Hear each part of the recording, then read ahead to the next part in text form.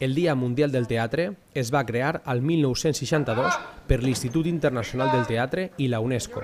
La celebració de l'efemèride sempre és el 27 de març i en la Pobla de Vallbona la Regidoria de Cultura va organitzar una doble funció en la vesprada del diumenge 1 d'abril a l'Auditori de la Casa de la Cultura.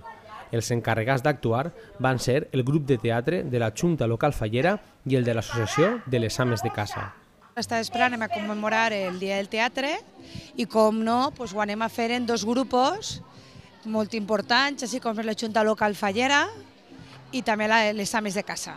Són dos einets que és, una obra molt divertida, amb la gent disfruta molt i que és per trencar un poc també la rutina dia a dia que les dones i els homes fan tots els dies, això és diferent.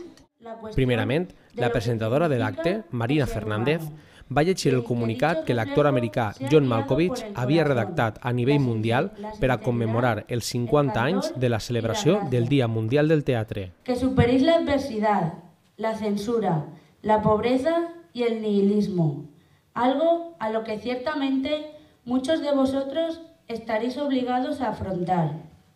Els primers en eixir a l'escena amb l'obra de la tia Pepa Tona, els integrants del grup de teatre de la Junta Local Fallera. Anem a interpretar un sainet valencià, la tia Pepa Tona, una obra molt divertida, crec que al públic li agradarà, i consta d'un teniente, el teniente Ignacio, que s'ha casat, és avançant en el noviazgo i rep la visita de la seva tia, la tia Pepa Tona, una dona amb molt de caràcter, típica del poble, que crea un poc de lío en la casa quan rep la visita del seu coronel i de més. Un matrimoni de recent casats són els protagonistes. Encarnen la perfecció, els agrada tot el lloc, net i perfecte. Com a senyorets que són, i ell militar, tenen criada i fins i tot un soldat assistent. Tot va bé fins que entra en escena la tia Pepa Tona, la visita que els trastocarà tots els plans. Representa la manera de ser més contrària a ells. És vasta i gens mirada amb les coses. A partir d'ací, es deixarà en evidència en cada ocasió que se li presenta. Seguidament, la segona funció de la vesprada duia per títol Per 3 pessetes i mitja i les actrius i actors encarregats d'eixir a l'escenari eren els membres de l'Associació d'Ames de Casa de la Pobla. És un tio que és familiar de dos matrimonis i el tio soltero, i entonces té una caseta en el carrer de Quart, que la primera de les dos nebodes que se case la heretarà.